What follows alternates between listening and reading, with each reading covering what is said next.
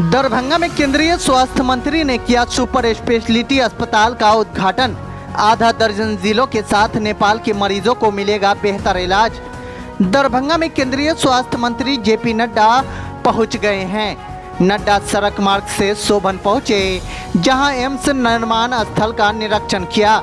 निरीक्षण के बाद डीएमसीएच पहुंचे, यहां सुपर स्पेशलिटी अस्पताल का उद्घाटन किया। इस दौरान जेपी नड्डा के आगमन होते ही ढोल नगाड़े के साथ समर्थक पहुंच गए। भाजपा अध्यक्ष एवं केंद्रीय स्वास्थ्य मंत्री जेपी नड्डा शनिवार की दोपहर करीब 2:30 बजे डीएमसीएच परिसर पहुंचे। 150 करोड़ की लागत से तैयार 210 बेड के सुपर स्पेशलिटी अस्पताल का शिलापट का अनावरण किया, फिर नवनिर्मित भवन के मॉडल को देखा। बता दें कि डीएमसीएच परिसर में करीब 150 करोड़ की लागत से सुपर स्पेशलिटी अस्पताल बना है। डीएमसीएच में उपलब्ध स्वास्थ्य व्यवस्था की तस्वीर बदलने की उम्मीद जताई जा रही है। इससे मिथिला के सुपौल, सहरसा, मधुबनी, दरभंगा, समस्तीपुर आदि जिलों के साथ नेपाल के मरीजों को भी लाभ मिलेगा। सुपर स्पेशलिटी अस्पताल में आउटडोर और इनडोर सेवा सुचारू होने से गंभीर असाध्य रोगियों को पटना की दौड़ नहीं लगानी पड़ेगी। दरभंगा के मेडिकल कॉलेज में आकर सुपर स्पेशलिटी ब्लॉक का शुभारंभ करने का सौभाग्य मिला। मैं अपनी ओर से आप सब लोगों को और स्वास्थ्य मंत्रालय की तरफ से आप सबको प्रधानमंत्री जी मोदी जी के द्वारा और नीतीश जी के सहयोग के कारण ये जो सुपर स्पेशलिटी ब्लॉक आपको मिला है, इस नायाब तोहफे के लिए, इसके लिए मैं आप सबको बहुत बहुत बधाई देता हूं। मित्रों, अभी मुझसे पूर्व वक्ताओं ने आपके सामने सारी बातें बहुत गहराई से कही हैं और मुझे उसमें कुछ बहुत जोड़ने की आवश्यकता नहीं, लेकिन कुछ बातों की तरफ आपका ध्यान जरूर आकृष्ट करना चाहता हूं। और जब मैं ध्यान दिलाना चाहता हूं तो आपको बताना चाहता हूं। कल भी मैं कह रहा था, आज भी मैं कहता हूं कि आप के हाथ में और आपके द्वारा एक बहुत बड़ी ताकत है। वह ताकत अगर सही ढंग से उपयोग होती है तो वह आपके उपयोग में आती है। अगर वह ताकत गलत ढंग से उपयोग होती है तो वह आपके लिए तकलीफ आएगा। और इसीलिए आपको यह समझना पड़ेगा, आपके लिए आजादी के इतने साल बाद दरभंगा को ये सुपर स्पेशलिटी ब्लॉक आने में इतनी देर क्यों हुई? आपको ये सोचना पड़ेगा कि आज से पहले आकर के किसी मंत्री ने ये क्यों नहीं कहा कि हम यहाँ all India institute of medical sciences खोलेंगे और प्रधानमंत्री जी द्वारा उसका शुभारंभ कराएंगे? क्यों नहीं कहा? इसलिए कि नीति निर्धारकों का विचार जिस गहराई के साथ इन चीजों को सोचने की आवश्यकता थी, वह हमारी गहराई नहीं थी। अब आप कहोगे कि मैं कह रहा हूं, नहीं मैं नहीं कह रहा हूं, मैं ये कह रहा हूं कि आपकी इस उंगली में बहुत बड़ी ताकत है। जब यह उंगली सही बटन को दबाती है तो all India institute of medical sciences आता है। और जब आपकी उंगली गलत जगह पर दबती है तो मुरठा बांध करके दिन दिहाड़े गुंडे शुरू हो जाएंगे,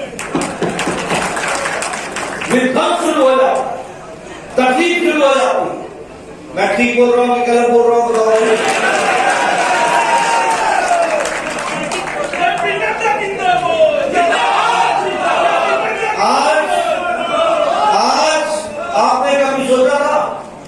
मेडिकल की सीटें आज 88% अंडर ग्रेजुएट की सीटें बढ़ गई हैं। 88%। 2014 में 387 मेडिकल कॉलेज थे, आज 700 731 मेडिकल कॉलेज है, 731। 157 डिस्ट्रिक्ट हॉस्पिटल में आज मेडिकल कॉलेज खोला जा रहा है, 157। और बिहार भी कभी पीछे नहीं रहा है, इसको आप याद रखिएगा। मंगल पांडे जानते हैं, नीतीश कुमार जी का आपको पूरा सहयोग मिला है। आपने कभी सोचा था कि पूर्णिया में मेडिकल कॉलेज खुलेगा? कभी सोचा था? कभी सोचा था कि सारण में मेडिकल कॉलेज खुलेगा? कभी सोचा था कि समस्तीपुर में मेडिकल कॉलेज खुलेगा? कभी सोचा था कि सीवान में मेडिकल कॉलेज खुलेगा? कभी सोचा था कि बक्सर में मेडिकल कॉलेज खुलेगा? कभी सोचा था कि झंझारपुर में मेडिकल कॉलेज खुलेगा? और कभी सोचा था कि जमुई में मेडिकल कॉलेज खुलेगा? ये आपकी उंगली का कमाल है, सही जगह बटन दबा तो ये मेडिकल कॉलेज।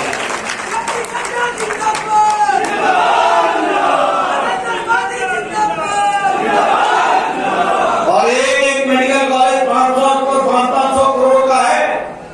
नीतीश कुमार जी पूरा इसमें सहयोग कर रहे हैं। एक मेडिकल कॉलेज 500 करोड़ का है। जमुई में, झंझारपुर में, सारण में, सीवान में, पूर्णिया में ये मेडिकल कॉलेज खुल रहे हैं। और आज बिहार जहां 7 और 12 मेडिकल कॉलेज थे, वहां आज 35 मेडिकल कॉलेज हो रहे हैं। 35।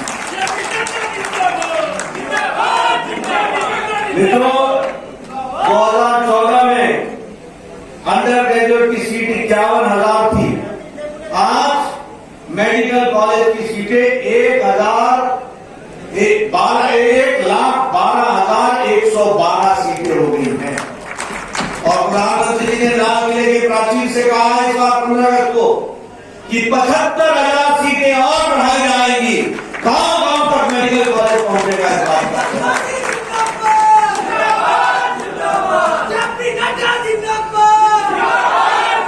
देखो, नीति निर्धारकों के सही आने से क्या फर्क पड़ा? नीति निर्धारक के आने से फर्क ये पड़ा है कि अब डॉक्टरी करने के लिए नेशनल एलिजिबिलिटी एंट्रेंस टेस्ट होता है।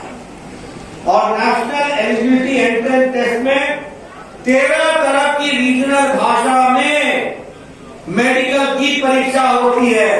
इसलिए अब अंग्रेजी स्कूल का पढ़ा हुआ बच्चा ही डॉक्टर नहीं बन रहा, अब गांव के स्कूल से पढ़ा हुआ बच्चा डॉक्टर।